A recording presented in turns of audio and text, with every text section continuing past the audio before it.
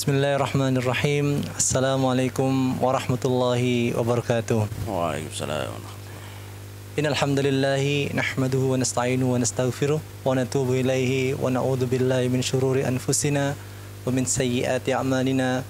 Man yahdihillahu fala mudhillalah wa man yudlil fala hadiyalah. Asyhadu an la ilaha illallah wahdahu la syarikalah wa asyhadu anna sayyidana wa nabiyyana Muhammadan abduhu wa rasuluhu la nabiyya ba'dah. Alhamdulillah, segala puji bagi Allah Subhanahu wa taala, dan salawat serta salam tidak lupa kita panjatkan kepada junjungan kita Nabi Muhammad sallallahu alaihi wasallam, para kerabat beliau dan para sahabat beliau hingga akhir zaman kelak. Para pemirsa yang berbahagia, semoga Allah selalu berkenan untuk merahmati kita.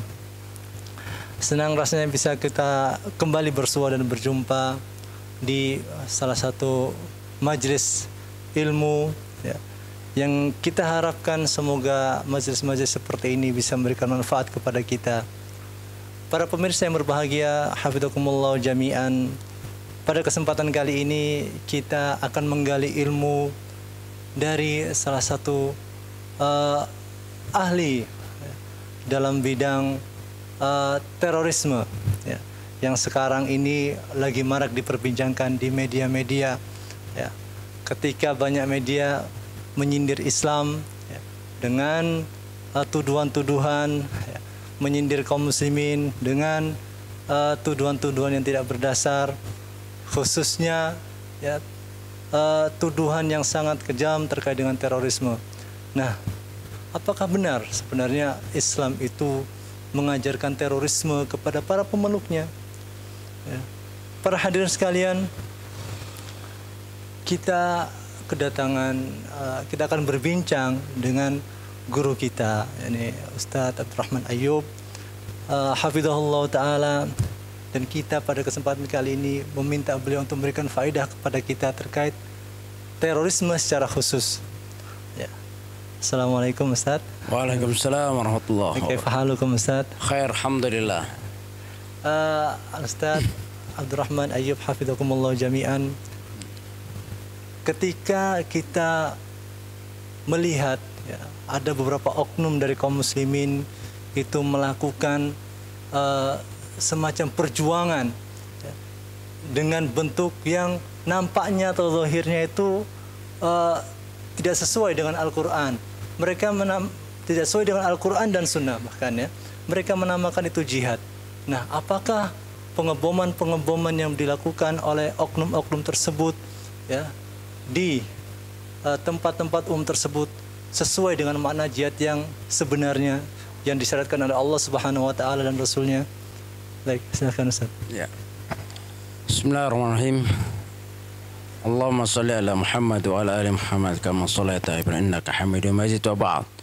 Ya, tentunya kita banyak-banyak berdoa, ya, untuk keselamatan kita, keluarga kita, umat Islam secara umum, agar kita selalu diberi hidayah oleh Allah Subhanahu wa taala, hidayah itu taufik, hidayah itu rusy, hidayah mengenal sunnah, ya, karena ini mahal sekali. Buktinya ada sebagian saudara-saudara kita, dan saya pernah berada di dalamnya, di dalam memahami makna jihad yang mulia, jihad yang sakral, yang suci dari Allah, namun dilakukan oleh beberapa saudara-saudara kita, yaitu dengan cara yang salah. Kita kembali ke ilmiah. Sesuatu itu ditinjau secara ilmiah, bukan dari fenomena. Ya, secara ilmiah para ulama tentunya telah mendefinisikan berdasarkan dari Al-Quran dan Sunnah dan asharus sahabah bahwa jihad bermakna bersungguh-sungguh. Jahada ya jahadu juhdan au juhd, ya, bersungguh-sungguh, atau badul taqah al-wuswa taqah, mengerahkan seluruh kemampuan li'ilai kalimatillah, untuk meninggikan kalimat Allah. Coba, untuk meninggikan kalimat Allah, bukan justru merendahkan atau melukai kalimat Allah, din yang mulia, din al-Islam yang penuh keselamatan. Dari namanya saja sudah jelas bahwa Islam rahmatan lil alamin.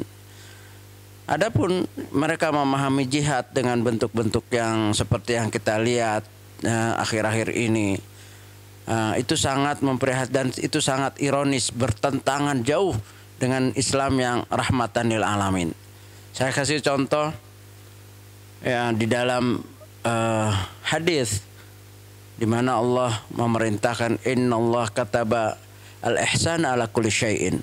Sesungguhnya Allah mewajibkan ihsan atas segala sesuatu.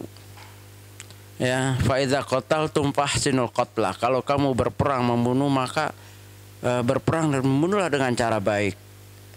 Dan para ulama telah mengumpulkan bahwa hanya Islam yang mempunyai aturan yang begitu ketat tentang perang. Sampai tidak boleh membunuh anak-anak, membunuh kaum wanita, membunuh kaum yang lemah, orang yang sudah menyerah dan seterusnya.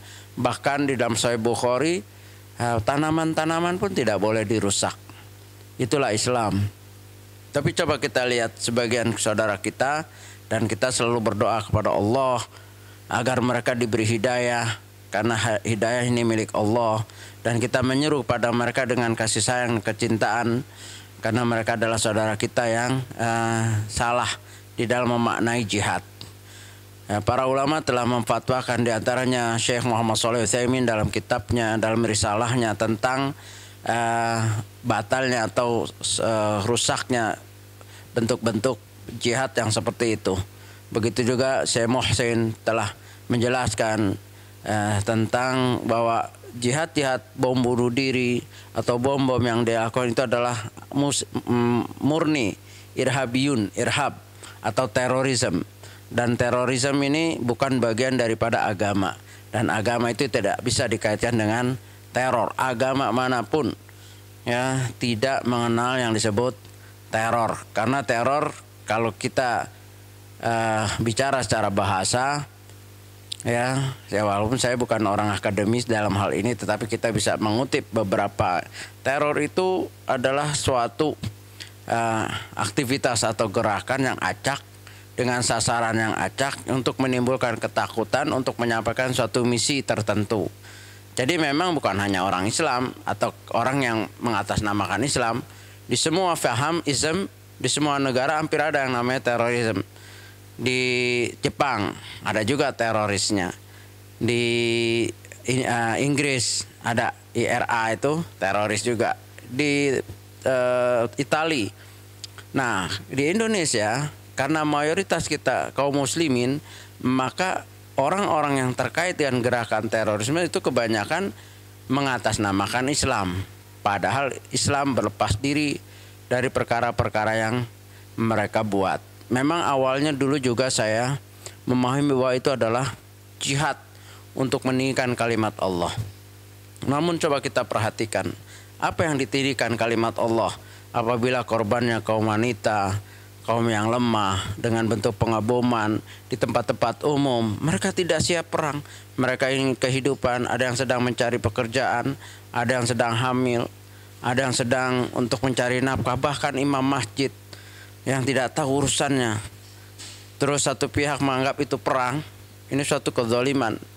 Padahal dalam fikih jihad jelas Rasulullah SAW telah menggariskan, ya, baik kalau kita kumpulkan dalam kitab-kitab sunnah, bahwa ad-da'wah wal indzar qoblal qitar. Dakwah memberi peringatan sebelum qital, sebelum perang. Dan perang itu cara yang terakhir. Kalau nggak ada jizyah, nggak ada ini penolakan, ada perlawanan, itu perang. Dan perang itu bahkan diumumkan oleh Rasulullah SAW dalam Fatu Mekah, siapa yang ingin selamat hendaklah masuk ke rumah si fulan. Jelas. Bukan diam-diam tahu-tahu meledakkan. Jadi teror itu yang mereka lakukan jelas-jelas bukan dari ajaran. Dan itu bukan makna jihad yang sebenarnya. Bahkan justru itu merusak jihad yang murni, jihad yang suci, jihad yang telah dijalani oleh Rasulullah SAW. Dan jihad itu madin ila yaumil qiyamah dengan syarat, ya, dia memenuhi syarat yang telah ditetapkan oleh syariat. Allah. Terima kasih banyak atas jawaban yang telah diberikan. Dari sini para pemirsa sekalian, kita bisa mengambil kesimpulan bahwasanya tidak tepat dan tidak layak kalau kita menarik makna jihad ke praktek-praktek pengeboman ya, atau praktek-praktek terorisme secara bahasa, sehingga bisa kita katakan bahwasanya itu bukanlah dari Islam ya, itu adalah murni dari pemahaman atau salah faham terhadap nas-nas yang ada, salah faham terhadap hadis-hadis yang ada terkait dengan jihad. Baik, selanjutnya kalau begitu kita ketahui bahwasanya ini lebih tepat bisa diartikan dengan radikalisme.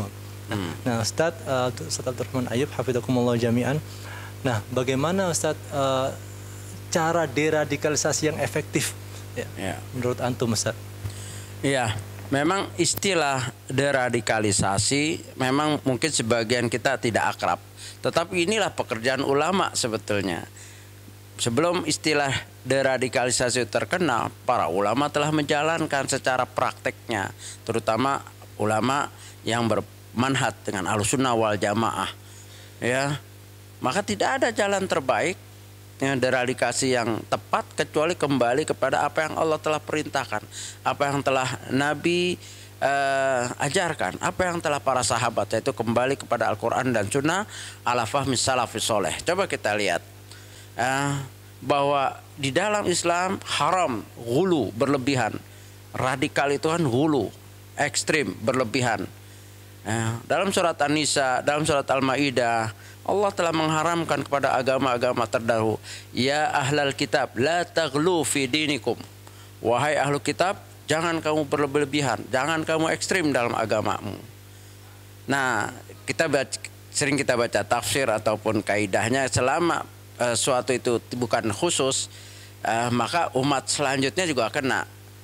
Apalagi dengan hadis Nabi SAW yang menerangkan dalam hadis riwayat Nasai dan yang lainnya, hadis Hasan, iyyakum al-ghulu fid din, hati-hati kamu berlebih-lebihan, ekstrim, radikal dalam berdin, karena Allah telah memusnahkan kaum terdahulu karena berlebih-lebihan mereka dalam agama.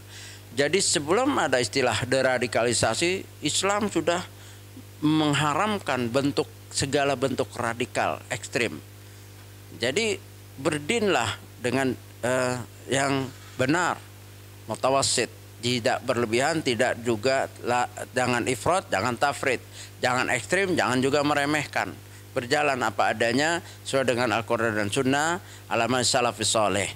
Jadi istilah ini sebetulnya istilah baru deradikalisasi yang kita dengar, tapi praktek yang para ulama justru telah lama berdasarkan Al-Quran dan Sunnah, dan Nabi telah berisyarat, Al-Quran telah mengingatkan tidak boleh kita hulu radik atau ekstrim, apalagi ekstrim yang berkaitan dengan makna jihad, sehingga apa saja ya dikaitkan dengan darah ya, padahal itu adalah jalan terakhir. Darah itu mengalir itu kalau sudah tidak ada cara, dan itu pun karena keumumannya Nabi itu diperangi, maka diizinkan untuk membalas. Tetapi semata-mata memerangi tanpa dakwah, tanpa peringatan, itu adalah kezaliman. Dan Rasulullah SAW mengingatkan kepada kita ketika Rasulullah SAW mengutus para sahabat ke Yaman, ya kan, ittaqu doatul mazlum, takutlah kamu doanya orang yang mazlum walaupun itu kafir. Kalau dizalimi dia berdoa makbul, apalagi orang Islam sendiri. Umat di Indonesia ini mayoritas Islam. Kenapa kita mengadakan istilah jihad bermakna perang, pengaliran darah di negeri yang mayoritas kaum muslimin? Itu suatu hal yang sangat ironis, suatu hal yang sangat tercela, dan inilah bentuk deradikalisasi. Yang benar adalah kembali kepada Al-Quran dan Sunnah ala fahmi salafus soleh yang mengajarkan Islam rahmatan lil alamin, jihad dalam makna luas, bukan hanya angkat senjata yang itu hanya keterpaksaan, tetapi jihad juga bil ilm, dengan mengajarkan ilmu, menyampaikan ilmu, mencari ilmu. Jihad bil mal, dengan sedekah, membangun masjid, membangun pesantren. Jihad bil lisan, kalimatut thayyibah, dengan menasihati. Jihad bil qalam, dengan menulis hal-hal yang baik. Banyak jihad di dalam kitab Fathul Bari, itu dirinci begitu banyaknya tentang jihad. Jadi para pemuda saya sarankan, jangan seperti saya dulu. Saya tidak mau anak saya, pemuda-pemuda sekarang mengulang atau melakukan apa yang saya telah jalankan, yang di kepalanya hanya jihad bermakna perang, bermakna darah. Itu adalah mendiskreditkan Islam itu sendiri. Allah. Baik, alhamdulillah, terima kasih atas jawaban yang diberikan oleh Ustadz. Terakhir Ustadz, sebelum kami tutup bincang-bincang kali ini, sebagian orang beranggapan bahwasanya teroris itu identik dengan yang berjenggot, dengan yang cingkrang, celananya atau jubahnya atau sarungnya. Apakah itu benar, Ustadz? Ya, memang itu proses ya di Indonesia. Kan ada lembaga-lembaga yang khusus menangani hal ini. Dan lembaga ini berada ketika adanya teror. Nah, memang secara fakta, kenyataan ketika orang-orang tertentu tertangkap, casingnya seperti begini. Ya, ketika diwawancarai oleh wartawan, oh berjenggot istrinya Bapurda misalnya yang terkait dengan kasus bom Bali 1, bom dan Marriott dan seterusnya. Nah, kita perhatikan bahwa itu sama sekali tidak identik dengan teroris. Teroris itu bukan dari segi celana cingkrang atau pakai jubah atau pakai janggut atau istrinya berpudah, tidak. Karena apa? Dia itu cara berpikir, cara meyakini sesuatu, bukan kalau itu. Kalau ini sunnah, saya di BNPT seperti ini resmi, tapi tetap begini nggak ada masalah karena memang bukan lambang teror. Alhamdulillah sekarang ya para aparat, para penegak hukum, orang yang dituduh sudah mulai paham. Bahkan kan belum lama ini ada pernyataan dari Kapolri ya bahwa jenggot, jubah, jilbab itu bukan indikasi daripada terorisme, dan teroris tidak ada kait-mengait dengan itu. Bahkan di dalam ilmu perang yang mereka pelajari dan saya pernah pelajari itu ada yang disebut kamuflase. Dalam keadaan tertentu para teroris atau irhabiyun ya itu bisa berubah. Ya, bisa berubah dengan kondisi justru tidak pakai seperti atribut Islam, tapi otak terorisme tetap berada. Apalagi yang sekarang ini yang kita kenal ISIS, itu dia sangat mempelajari. Jangan sangka orang ISIS itu misalkan sudah gabung di sana, baiat di sana, balik terus balik dengan sebenarnya. Jangan berpikir begitu. Justru mereka mungkin pakai jin, ininya dicukur, bakar pakai anting, tapi otaknya sudah dicuci ya untuk mengadakan teror. Jadi jangan tertipu kita ya. Siapapun dia bukan dari penampilannya. Orang dikatakan teroris ketika dia meyakini sesuatu ya dan ingin merubah sesuatu dengan sasaran apa saja, yaitu perubahan yang cepat dengan memberi rasa takut dan membuat kerusakan baik dengan peledakan ya, dan seterusnya. Dan ini alhamdulillah lembaga negara diantaranya BNPT ini telah memahami itu. Makanya saya walaupun dekat dengan BNPT ya tetap seperti ini dan mereka welcome saja, nggak ada masalah. Karena memang tidak ada sangkut atau tidak ada terkait erat janggut, celana cingkrang ataupun jilbab ataupun kopiah dengan teroris. Oleh sebab itu jangan kita memperbesar, memperbanyak musuh sehingga musuh yang aslinya tertutup.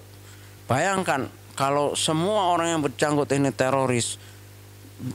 Di negara Arab berapa orang yang berjanggut? Di Indonesia alhamdulillah di pondok-pondok.